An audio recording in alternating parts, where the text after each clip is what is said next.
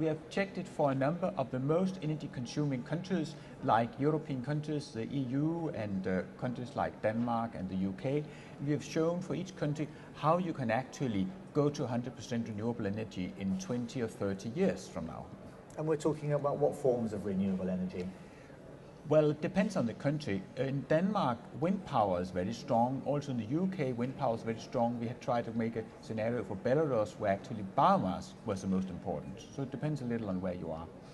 I mean, technologically, are we able to use those forms of renewable energy, wind, solar, or the rest of it, to meet our current energy needs? Plenty have said, yes, it's a great idea sometime in the long-term future, but not yet, we're not ready yet. Is that your view? We cannot do it from one year to the next, but we can do it from one decade to the next. So 20 years from now, it would be feasible, it would even be a good economy to change the economy to depend on renewable energy. We've also been addressing the issue of the variations, like wind and solar are variating. So we need to have a combination of some storage and some biomass to fill in the gaps when the wind is not blowing. I mean, you say that it makes economic sense to go towards renewable energy. Yeah. Is the business community, those who make those economic decisions, are those convinced of that, or do they need more convincing? And if so, how do you do that?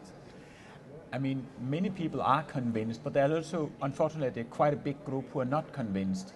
Of course, there's those who are living from selling the bad technologies or selling old technologies which is not really efficient, and they will be against. But there's also a lot of people who simply haven't really grasped the idea, so there's a lot of information work to do. Right. So I mean, is that the biggest first job that has to be done, is convincing enough people, the people on the ground, the people investing, that it is feasible, it can be done, and obviously it should be done? Yes, that's a very important part, but you also have to take the first steps.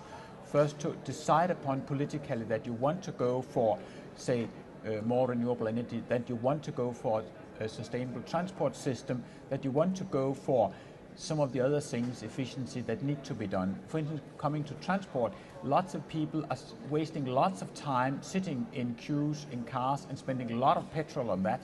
If you would have a more sustainable system where more people would go on public transport using more electricity, both electric cars and electric public transport, you could have a lot of more happy people. But people, it doesn't really trigger through, and that's a lot because of vested interest in the car industry and also old habits of those who are financing the transport infrastructure, more financing roads than rails, for instance. So there's a lot of blockages there.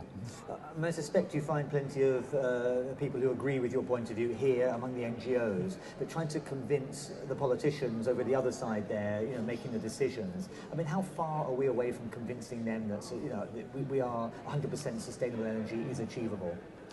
Depends very much on the country. These debates are running enormously country by country.